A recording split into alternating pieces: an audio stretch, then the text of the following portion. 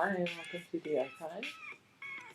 So I'm going to do an audio recording today of a blog, Teaching Sparky. Okay, so this one is called Sister to Sister Keeping It Real, the 10-year anniversary blog. So just work with me while I get this ready, okay?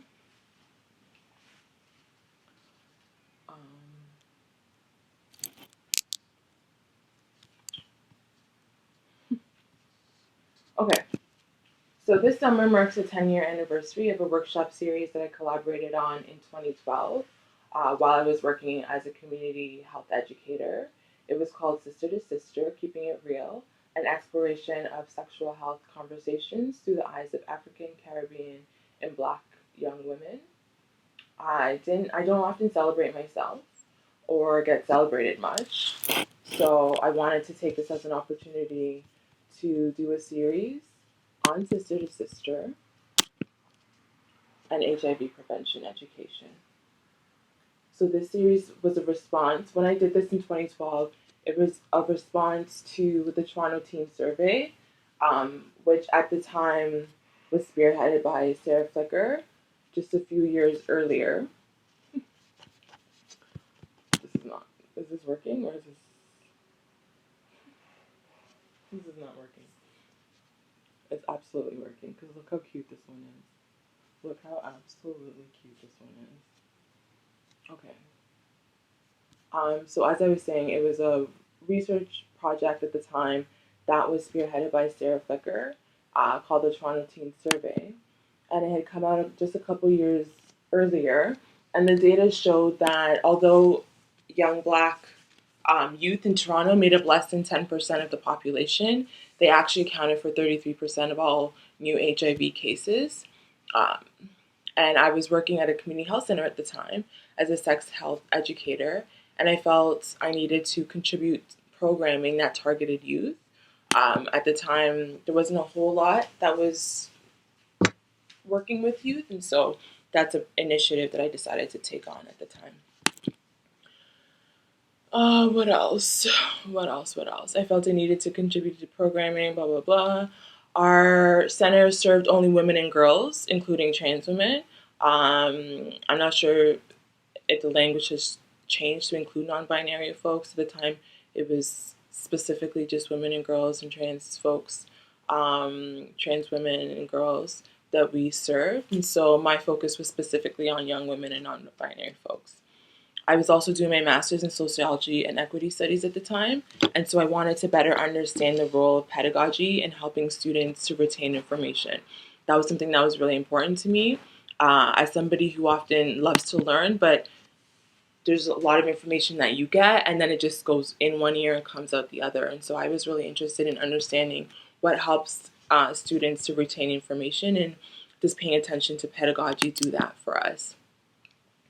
And so I was also interested in the role of art, emotions, and offering multicentric ways of learning. And so I used a series as part of a class project. I was taking a course at the time called Principles of Anti-Racism Education with Professor George Day. And so this is an initiative I decided that I would incorporate into the course to kind of assess how does paying attention to pedagogy improve student retention. So before that, as I did in the paper, I found a paper that I did at the time terrible. I mean, this was 10 years ago. My writing can still be difficult in terms of academic writing, but I found a paper that I submitted on Sister to Sister, and so before I started, which I was really proud of, is that I set my location. So I'm going to do that right now. So I needed to start with my social location and my privileges. So I'll share an excerpt from the paper that I wrote at the time. I wrote, as an HIV negative 27-year-old Canadian citizen of Ghanaian descent, this was 10 years ago, I'm obviously 37 now, who earns an income in Toronto by providing HIV education and prevention work, oftentimes to women whose life experiences have afforded them with more education and knowledge on HIV than I. I'm cognizant that my young, able body carries and tells stories of privilege. This was something I wrote 10 years ago. for a class. So I continued and I said, the way in which I discovered this very passion for HIV prevention work was done so at the expense of Kenyan women, and this was during my first volunteer trip in 2006. The notion of having privilege to travel to another country to help, and I have put help in quotations, or to learn, which I also put in quotations, when in actuality, in retrospect, I can say I was consuming stories of HIV positive women and their children. This carries with it its own very problematic narratives. However, unlearning and relearning, this experience became the turning point in my life and has led me to interrogate my body more closely when engaging in prevention work. My goal is to work through the guilt and critically constructively stand in solidarity with those that are HIV positive and always remember that my experience as a person affected with HIV, which is different from infected, right? So to be affected meaning folks having lost folks, doing the work, interpersonal relationships, which is different from being infected. I don't want people to be like, Dorothy said that she has HIV. That's because you guys run your mouth and say all sorts of wild things. So anyways, canon should be used to move towards real transformative change.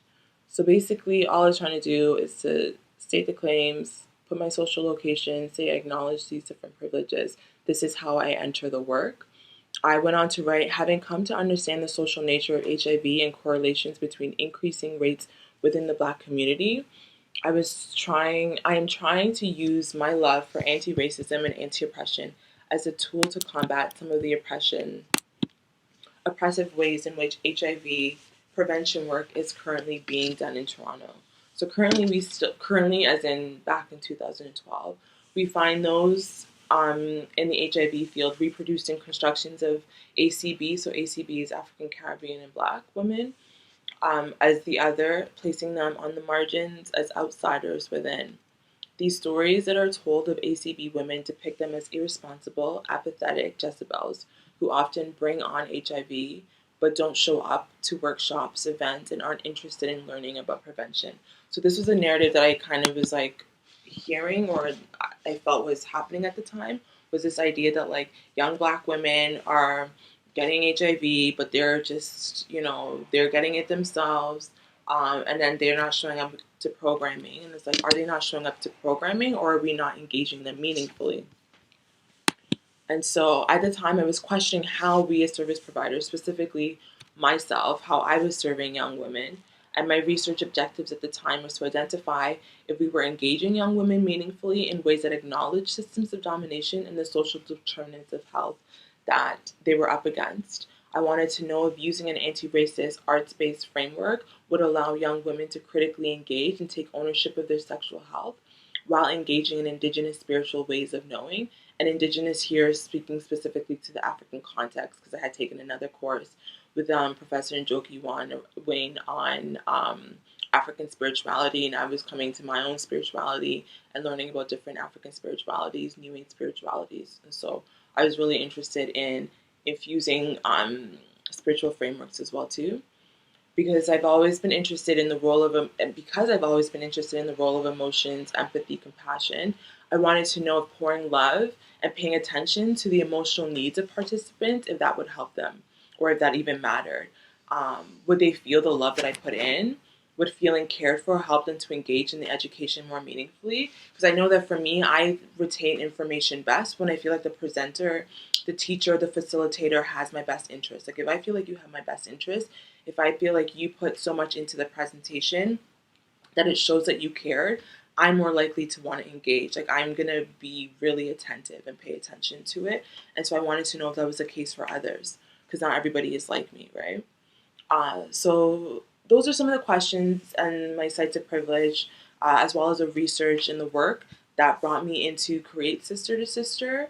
You wouldn't know it now, but I was very much deep into community and local organizing at the time, and I felt it was really important to partner and collaborate with others. So contrary to popular belief, I'm actually not that narcissistic at all, and I don't care to be in the limelight. And so what I wanted to make sure was that I wasn't actually the one that was doing the presentations.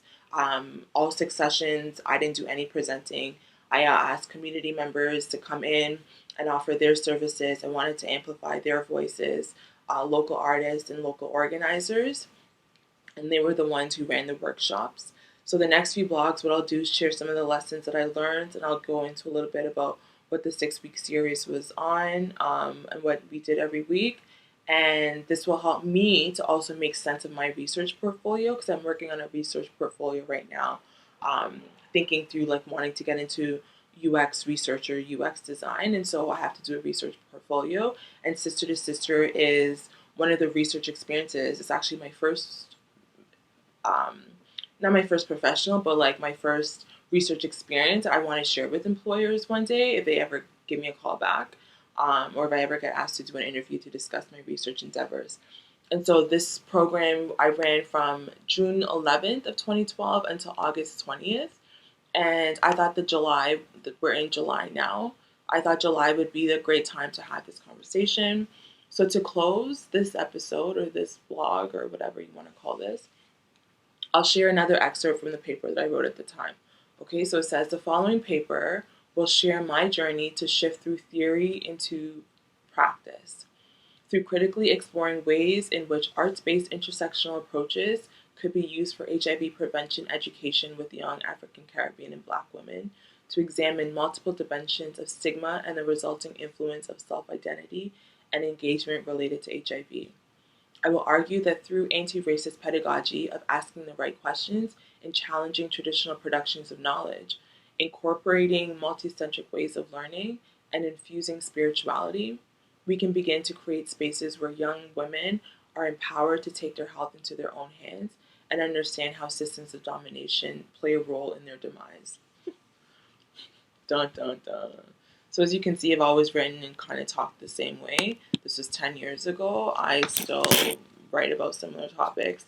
I still think this is our demise, white supremacy. I still talk about all these topics even now. So I'm not new to this. Not much has changed. But feel free, to say what it is that you want to say.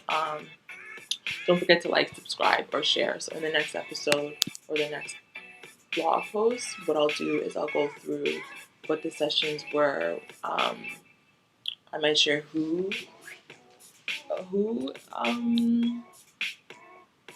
what, who came. Probably not. So I'm not giving away people's names. But anyways, I'll share with you what we did and the lessons that I learned from it. It's 12 minutes. Okay, thanks, bye.